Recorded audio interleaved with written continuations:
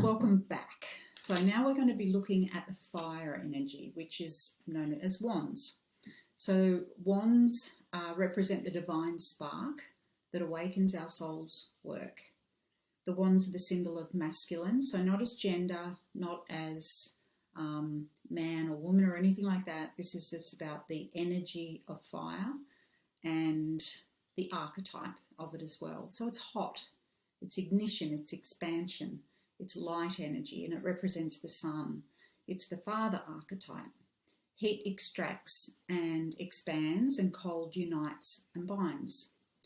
So the fire energy seeks to create a life of excitement and will do anything to make that happen. So fire signs will climb mountains and think about it later. It only knows how to shine outwards. So when there's someone in their shadow, they won't let that light shine. So the energy of Kundalini is the energy that starts at the base of the spine in the red chakra, and it's a spiritual life force. So it rises up through the spine and it gathers heat and energy and provides spiritual inspiration.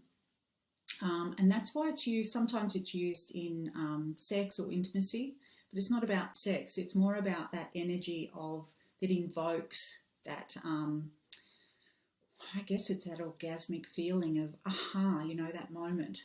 So I've written a list of the words that describe fire energy. So fire and air are complementary opposites.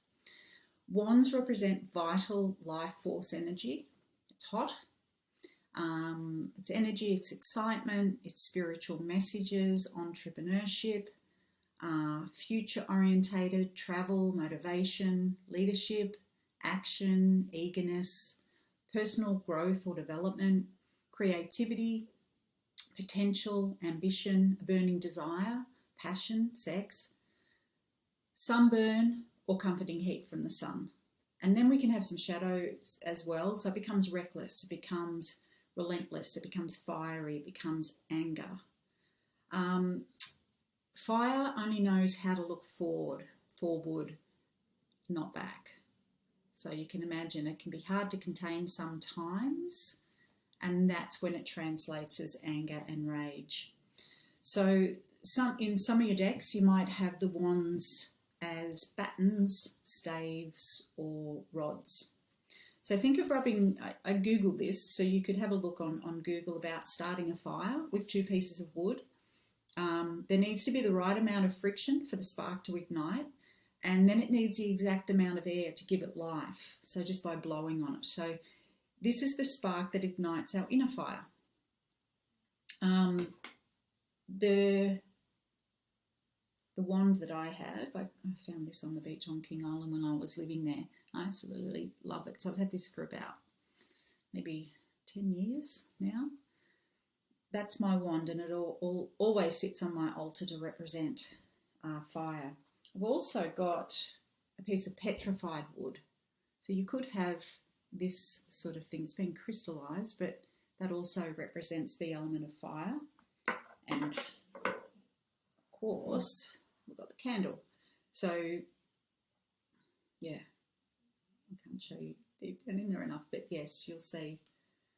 You can put that on your altar as well. But if you can't light a candle, and if you've got an altar at work, you can just use the wood element. So as homework, go and find yourself your very own piece of wood.